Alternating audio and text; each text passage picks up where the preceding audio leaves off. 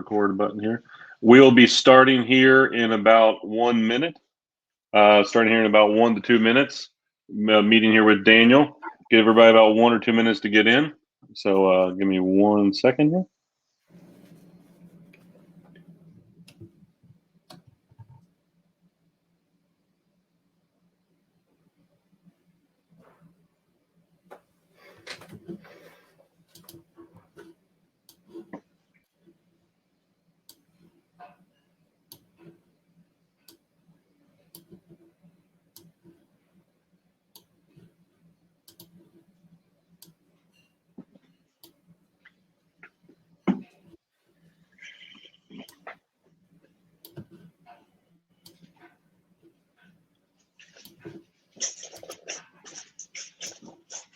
All right, Daniel, we'll get started here shortly. You're up in New York or New Jersey? Where are you located right now?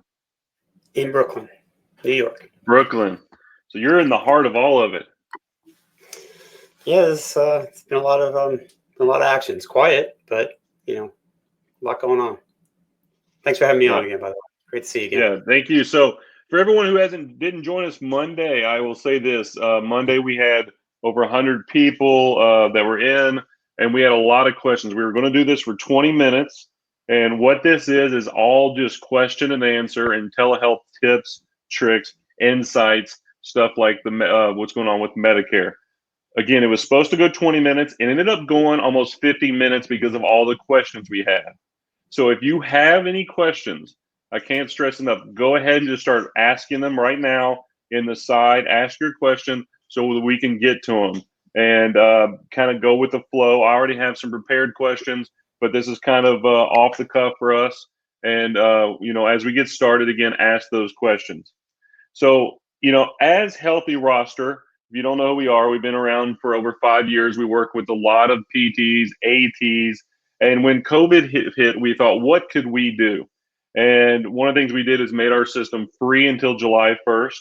And specifically, we focused on the telehealth part of our system where you can share, you can do HIPAA compliant video and all that. And when we went into it, we wanted to get with as many experts as possible to see how we can help, because our whole thing was about help.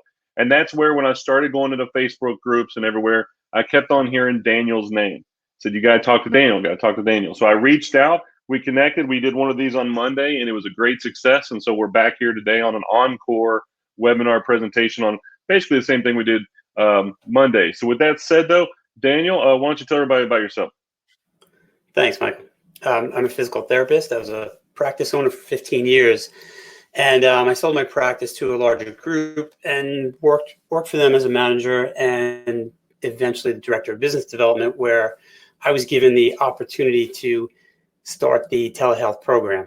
I had brought it up a few times, and finally they put their faith in me to do the telehealth program because we had a need there. We were looking to use it to grow the business, to grow the practice, get some more outreach and more accessibility to our practitioners, but also we realized it would be very useful for cancellation and no-show makeups and add some flexibility to schedules and just make it easier for patients to get to us.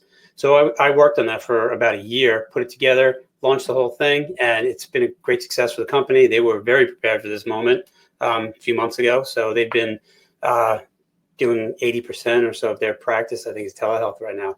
And what I did about 9 months ago is I went off on my own, refined some of the stuff that I had put together and created my own consulting practice, working with PT practice owners, OT practice owners on developing their own telehealth programs. So all the policy and procedures, all the forms, training of staff, admin, management, clinical, and really making sure that they're going to be successful and then taking it to the next level beyond and helping them grow their practice with telehealth.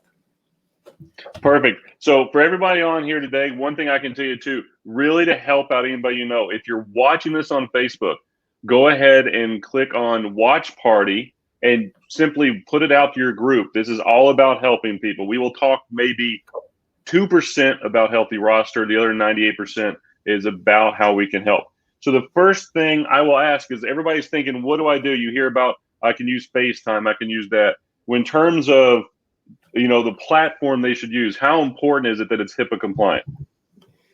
I think it's as important as anything else. my thought is that telehealth is going to be any practice that's going to survive and thrive in the next year and beyond that is going to have to be at least 20% remote. So you're going to have a plan in place of how you're going to establish your telehealth practice. That being said, do it now. Don't mess around with FaceTime. Don't mess around with doing other rinky-dink things that aren't compliant, and then you're gonna have to redo everything, and you just you'll have your patients and your staff going in different directions. I think it's definitely better to do it right the first time. So get on a compliant platform. Go ahead, sorry, Michael. I was going to say, and on top of that, you just mentioned we'll talk a lot here about getting the patients on board. And so if you don't use a HIPAA compliant system and then you fast forward to changing once it's required more than it is now to a HIPAA compliant system, now your patients have to learn it's something entirely new. Yeah, and there's always a learning curve for providers and patients. So you do want to smooth that track as much as possible. Get your staff trained, get your policies and procedures down, do this the right way the first time, and you'll save yourself a lot of time and effort. And what better time than now when things are a little bit slow? It's a great time to start building that part of your practice the right way. So when you think of what's the most important features they should be looking for, what should they be looking for in terms of features of a telehealth platform? It really depends on what stage of your telehealth program you're at. If you're just starting off, the most important thing is connection. You have to have a reliable connection, and it has to be easy for your providers and your patients to connect. If there's any friction there, if either side is having complications with connection, getting connected and staying connected, it's going to be very discouraging to them, and they'll get frustrated and likely will not want to do more telehealth visits. So that is definitely the most important thing. I mean, there's lots of other features that once you get good at this and get experienced at it, and you can you're comfortable on a platform and treating patients via telehealth. Streaming videos are nice. Screen share. Being able to transfer documents is always a good feature, and that's part of the HIPAA compliance. Right now, you can email documents back and forth because HIPAA is waived, but eventually you're going to want to have that all sorted out and be HIPAA compliant and do it the right way. So I think that's a feature you should have at the onset. And of course, scheduling. You want scheduling to be easy. Yeah, it's funny when we pitch and we talk about Healthy Roster, one of our biggest things is ease of use, and that's tough to say. But then once you use something else, and people are like, "I got to download this and I got to do that." I mean, I've used Zoom for years in the selling process, doing remote selling, and when you have to tell someone, "Click here, download this, accept this." Even for business people, that kind of doesn't work out. So for someone that's in their 60s, 70s that has not used to using the system, any roadblock you put in front of them is not going to be good. That's why ease of use is so important. So. Yeah, definitely. And if as far as getting patients on board with doing telehealth visits, it's a great strategy to make it easier for them. Is to do some training with patients to actually show them how it's done. You can do a webinar. A lot of my clients use that as a marketing tool. Patients who say, "No, I'm really cautious. I'm apprehensive about technology. I can barely turn my computer on." Get them on a webinar and show them how to do it. And the better platforms will help you with that, right? That platforms will help you. It'll just be easy. They'll make it easy for you. And if it is an easy thing to do, it's certainly something you're easily gonna be able to teach your patients. So remind everybody. Reminder to everybody, we've already had 2 questions come in. In my question process, I will ask them. I won't call them out, so to speak. But one question I do have is, when you recommend a platform to use, is there a difference between if I am cash-based versus insurance?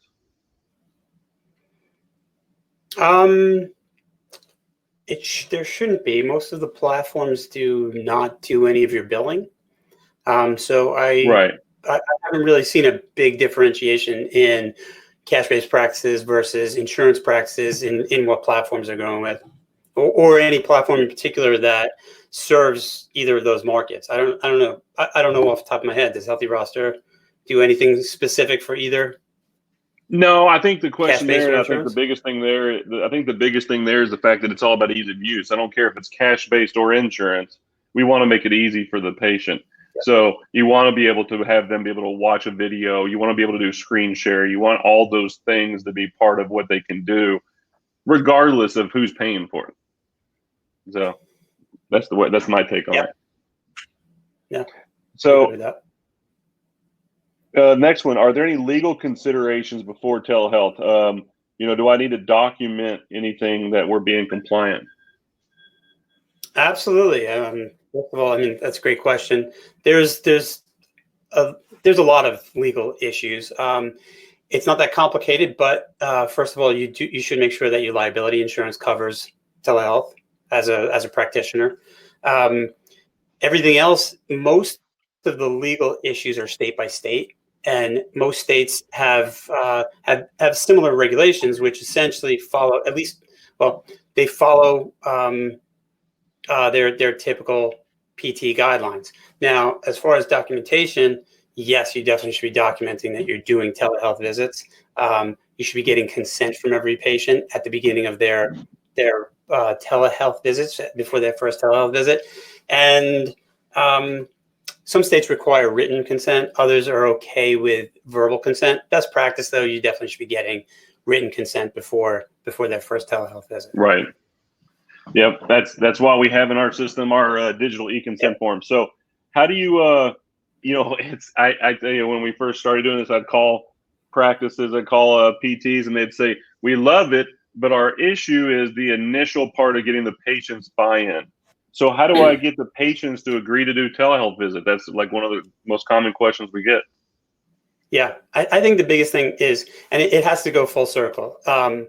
Everyone has to understand, from practitioner to front desk to your referring docs and everyone else involved in the patient's care, needs to understand that telehealth assessments and visits they're real visits. They're real encounters with patients, and they need to be effective. So your therapists need to be well trained and understand how to provide excellent assessments and care.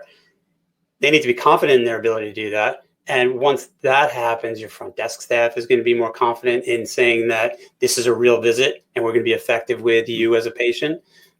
You can now go to your doctors and you can tell them the same thing. Look, we're not just doing home exercise program reviews here. This is real treatment.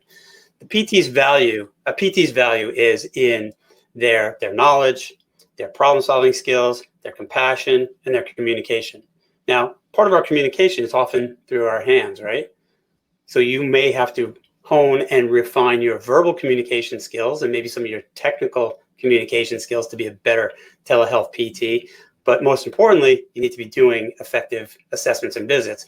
And then that trickles down. As long as that communication is happening across your organization and your referral sources, internal and external, then patients will be confident. And in most cases, almost every case that I've seen, when a patient does their first telehealth visit, they schedule more.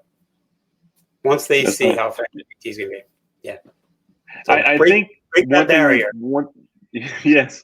One thing you've mentioned here, and I think it's very important for everyone, is it's almost like you're selling, but you're explaining to the patient beforehand the value of that visit versus just saying, here, go watch some videos.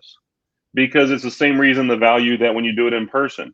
And if you just say, we're going to do a telehealth visit, you may not get that buy-in, but taking an extra 30 seconds and saying, we're going to do this visit via telehealth, and here's why. And here's what we're going to get from it, to make them feel comfortable versus just saying, here's a link. So I think that's important.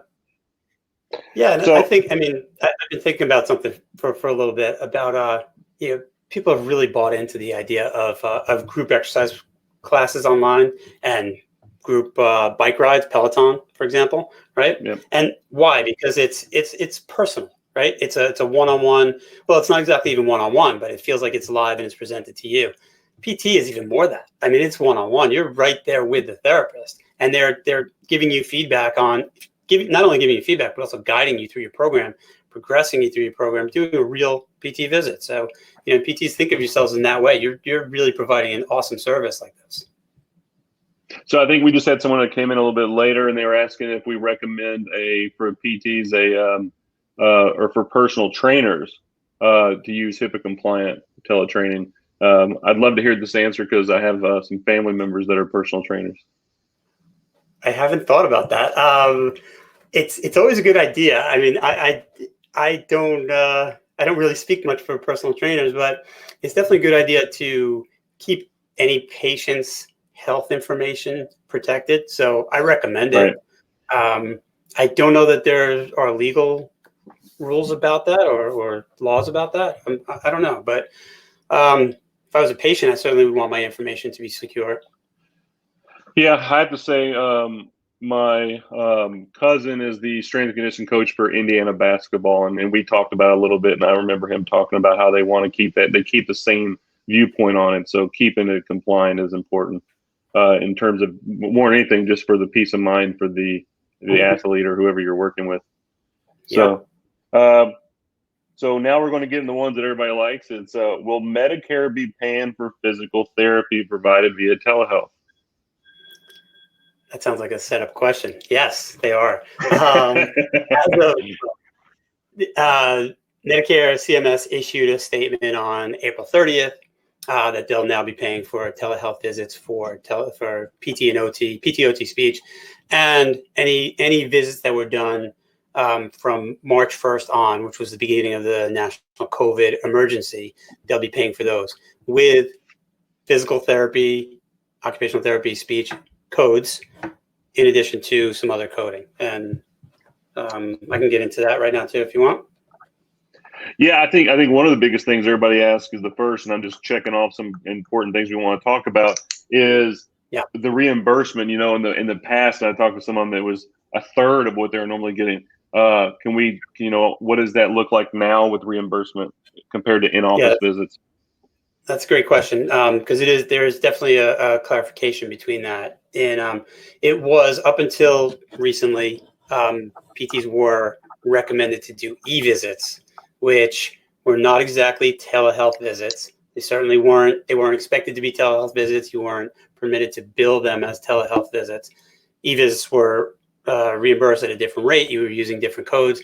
Now using your CPT codes that you normally would in the office that are appropriate for your telehealth visit, you should be getting paid the same amount as if it were an in-office visit. And what about the annual Medicare cap? Does it count against that? Yeah. Yes, it does. Everything applies to the Medicare cap. You also should be keeping up with your plan of care and anything else that you would do with your patient, documentation-wise and billing-wise, that you would do in the office. Same rules and regulations there. Perfect. So what about codes they can bill for? You know, there was that limit. You have your typical PT, CPT codes, but is there what codes can you use now? Yeah, you can use your evaluation codes 97161 to 163, 97164, which is a reevaluation code, in addition to your normal visit codes, your treatment codes. So 97110, 97112, 97530. The one that is not in the picture is 97140. That's for manual therapy, kind of an obvious one. And any of the modalities, for instance, if a patient has a home TENS unit, you can't bill for electric stim while a patient is doing that at home. But those same codes, just like you would in the office, in addition to gait training 97116, I believe it is. And you would use a modifier as well. So the modifier for physical therapy is GP, in addition to 95 for telehealth. And the last component of billing is the place of service. So still use, if you're an outpatient facility, you still use place of service 11, just like you would in the office. Perfect. What about some people have already been doing some telehealth visits going back, all the way to March. And some of these patients were on Medicare. How far back can you go and retroactively bill? Yep, they can bill for those visits back to March 1st. So if you were doing telehealth visits, you could bill those exact visits for whatever you were doing then, using those same codes back to March 1st. Perfect. One thing I want to stress is we got about another 10 minutes here. Any other questions you have? This webinar is going to be specific about answering a lot of these questions.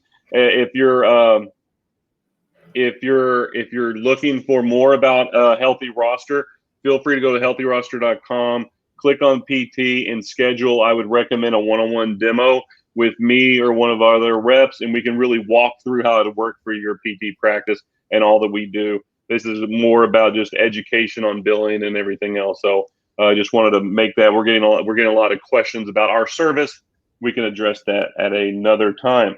So one thing I want, it's not on my questions, but I thought about it because it came up in a webinar I did yesterday, is before I do a visit with someone and I haven't worked with their payer yet via telehealth, is there some questions I should be asking? Yeah, that's a great question. Definitely should be asking if telehealth is covered. And not only covered, but is it paid at the same rate as if it were in office, just like you had asked me? What codes are acceptable, and what modifiers, what place of service needs to be on the claim? And every insurance company is different, and some of their products or some of their coverage is different. So I would check it on every patient. So you should be calling them and getting real good clarification. Make sure you're asking the questions very specifically. Don't let them squirm out of the answer. And if you get an unexpected answer, because most insurance payers are covering and paying for telehealth physical therapy right now, I would talk to a supervisor and make sure that the person you asked has the right answer. The other question, by the way, is coinsurance. Is coinsurance waived, or is it expected to be paid by the patient? Coinsurance, copayment, deductible.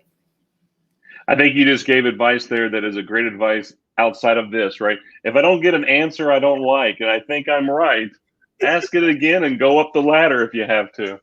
I've always said, don't let someone who can't say yes tell you no. Right? So yeah, if you're like, that doesn't sound right, if they can't say yes, don't let them say no. All right, so we're getting them flooding in right now. Let me ask another question. This is a great one. This is one we did not get Monday. If you originally billed it as an e-visit in early March, can you go back and correct that claim or put in a new claim? Yeah. The answer to that question is no. If you did an e-visit, you should be billing for an e-visit. If you did a telehealth visit, you should bill for a telehealth visit. And I did these kind of things over the past 2 months, and my constant line was e-visits are not telehealth visits. So understand the difference between an e-visit and a telehealth visit. Okay. I was telling people as of the middle of March that telehealth was going to be covered for Medicare visits. So do telehealth visits. Okay. I told my clients that, and they were doing telehealth visits. If you did an e-visit, then you can't bill for a telehealth visit. So the differentiation is, telehealth is a physical therapy visit. An e-visit is a patient reaching out to you with a problem, and you're helping them resolve that problem, typically by, it was supposed to be through a portal, but those HIPAA regulations were waived. So it could have been by a phone call, a video call, or an email conversation. And sort of thing, like if you were ever on the phone, if you've ever had an email conversation with a patient or a phone call with a patient and you helped them resolve a problem, you got off the phone and you said, wow, I really wish I could have billed for that time. That's an e-visit. Yeah. Okay? If you were doing that makes sense. It's not a televisit. Yeah, let me read some of these questions real quick. One of the things was someone asked about the code to bill for telehealth. Again, we have our own resource guide. Daniel, this is kind of a plug for you. Kind of explain your resource guide on the visits as well, and billing for and all the codes, because it is always a moving and changing thing, and it's not just there's these 3 codes or this and that. So we have our own resource guide that's on our website, but you have one that's all more detailed. Why don't you explain that to everybody? Yeah, well, my website is teleptsolutions.com. You can go to the website. I do have a resource page, so you can go right to the resources page, including some billing information. And it's very generic for the bigger payers because every state has their own payers. If you have specific questions, right, I'm happy to answer them. Feel free to drop me a line from my site. You can email from teleptsolutions.com. But the real answer is you should be calling your payers and finding out what their what their stance is on reimbursing for telehealth. And there's so much, like we have one person who works for us that it's taken her, a full day of work basically once a week where she is going and researching and finding this stuff. And then she's got to update the page we have. And so it is a lot of work. So just simply asking people, before you do the visit takes a lot of the guesswork out of it. So one of the questions I have here, and I have my own opinion I'll address in a minute, but how long are these regulations going to be in place? I know they're kind of vague, but why don't you go ahead and not holding you to anything, but what you've heard and then what they've said. Yeah, you're putting me on the spot, Michael. I don't think any of us really know. My suspicion is that the COVID emergency, particularly as it pertains to healthcare, will likely last through the end of this year. Maybe a little shorter, maybe a little bit longer, but there's still parts of the country that are experiencing some serious issues, and it's not going away anytime soon. As I said, my belief is that every practice should be implementing a telehealth component to their practice. Not only are there regulations, not only are there limitations state by state, but there are people who are not comfortable going outside, and there are people who have been recommended that they shouldn't go out to anything that's not absolutely necessary. So, PT is a necessary service in a lot of places for a lot of patients, but for some, it's not absolutely necessary, and they can really benefit from telehealth, and they will choose to do that as well. So if you have that component of your practice, you're going to benefit from that in a big way. And if you don't, someone else is going to take those patients. Yeah, we've talked to multiple. And again, I'm with you. No one really knows, right? And we're on a lot of conference calls, and we're hearing things that my advice would be prepared and have telehealth part of your practice. I'm hearing 20 to 25% of business coming from telehealth is what a lot of big organizations are planning going into the future. And if you're growing your practice, or even if you think, oh, I will grow my practice, or it's going to be for 2 months. No, this needs to be part of your business, especially if you even want to maintain what you're currently doing. And so I think you talked about a lot of practices using it almost like marketing. It's on their website, and there's a way as the initial visit happens through telehealth. There's a lot of opportunities there.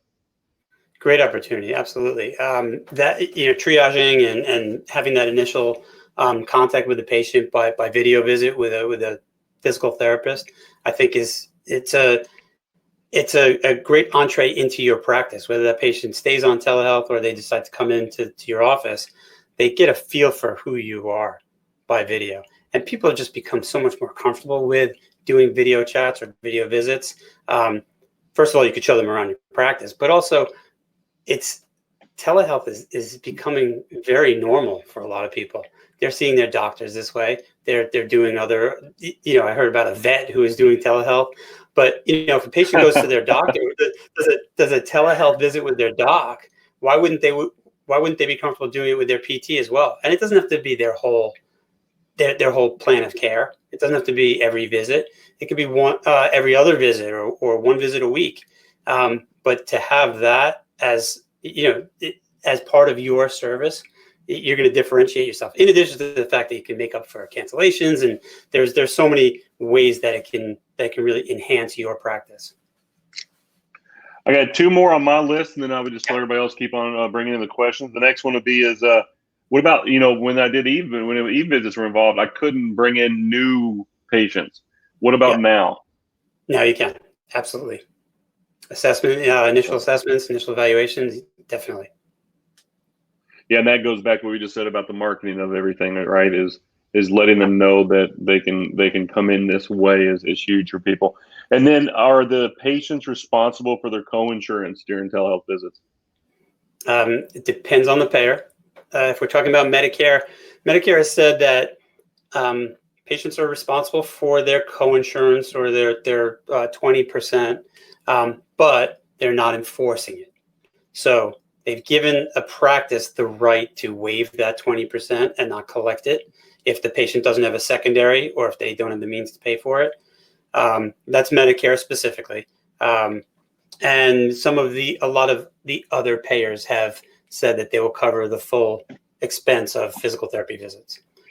Check with your payer. That's very good. That's very good. One of the questions I have here is your laptop camera and mic sufficient for good video and sound? I have my own answer to this. I'll let you answer first, and then as someone who's been doing virtual demos for about 5 years, I have my own answer as well. So you go first. I kind of want to hear your answer first, but I'll go. I'll say this. It doesn't have to be perfect. The big thing you want to eliminate is external sounds. You don't want lots of ruffling. You don't want noise and other distractions. So being in a quiet room is really helpful, regardless of what your equipment is. I use earphones that I paid $50, I think, on Amazon. I use a desktop mic, a Logitech desktop mic, a pretty good camera, like a 1080p camera. But a lot of people are doing telehealth with their laptops. I would stay away from using your phone as the provider, and it's a little rough when the patient is using their phone. So typically a laptop or a desktop computer is best. You're up. Yeah, I would say, so what I'm using, for example, is I've had a lot of different AirPods. I'm using the Apple AirPods. There's noise canceling in terms of when you're talking is the best out of everything I've used. I've used Jabras. I've had Jabras. You name it, I've had it. We had a whole Google sheet of best thing to use because we work in before all this, we used to have me and another person sitting right across from each other, carrying on conversations all day. Full transparency, my kids are homeschooling right now. Sitting across from me at this desk that I'm sitting at is my daughter doing her homework. And I don't know if anybody's heard her or not, but she's over there with her headphones on working as well. I'm using a Logitech 1080p webcam. I do it because it does look better than the Mac fake camera. I can also tell you, I would not be getting one right now because the price on them has skyrocketed because of everyone working from home. This one used to cost $50, and I now think that on Amazon they're trying to get $200. So I wouldn't do that. I would tell you that your patients, a lot of them are going to use their phone. Their quality of the camera on the phone is awesome. But one thing is that what we heard a lot was people only, the difficulty of having the camera just on the one side. So we've updated a feature about 3 weeks ago where they can flip the camera. So if you want to see if they're holding the camera and you want them to flip it, that's that. It's one of those things where if they're on their phone, they have to have a place. I don't see where mine is, but as an example, I will show you for me. It's a little thing that's like art easel. And that's what I put my phone in. They need to have, probably, in my opinion, something to hold the phone as well. If they're doing a phone, that's kind of the benefit of the laptop. So if it was me, earbuds work, and then wait on the webcam because they're so expensive right now. Yeah. I like a stand also for the phone. And this is really for the patient, the patient. And yep. This one's adjustable. It's nice. And I know that some practices are actually buying these and giving them out to their patients as promos. Really cool little telehealth promotion. Yeah, I think about when we do trade shows and stuff, they now have those where you can put your logo on them, everything. So it's not a bad little marketing thing to say, I'm going to send that to you and have your logo on it. I'll say this on the patient side, the using a phone can be iffy depending on the quality of the patient's phone. Using a laptop or a desktop tends to be more reliable. The only issue with that is mobility. Meaning, like if someone's using a desktop and they can't move their webcam, it makes it a little challenging to get all the angles that you want when you're treating a patient. And they may even be moving around. So if they have either a laptop or a phone or an iPad, that's usually better. Perfect. So I'm going to give the room for everybody to ask some more questions. In that time, I'd say, Daniel, why don't you tell everybody where they can reach you and how you can offer your service? Thank you. I'm at TelePT Solutions. And I am a consultant and a coach for practices that are looking to start or improve their telehealth program. A lot of people have thrown together their telehealth programs, and I'm getting more phone calls now than I was when this all started because they want to do it right now. They've realized that there are a lot of challenges, and they're kind of confused why patients aren't using telehealth. And I tell them, how are you getting them in your door? How are you educating your patients on how effective you can be? And a lot of practices really don't have that plan in place. We also do a policy and procedure manual, which is very thorough. It's basically a guidebook to how to do your practice if you want to do it on your own, how to guide your telehealth physical therapy practice. So Very good. Thank you. Thank you, Michael. Yeah, say it again. I think I talked over you there. That's great. teleptsolutions.com. Perfect. Yep. All right, everybody. I think, we've had a lot of success in the last two of these. We're going to be doing some more of these, and they'll be a little more specific in terms of what we ask, and a little more detailed, deep dive in some parts of this. But one thing I would say is, thank you, Daniel, and thank you for everybody joining. This is going to be fluid movement as we go further. So thank you. And anything else, Daniel? If not, have a good day. Thank you. Thanks again, Michael. Thank you guys all for coming on. Thank you.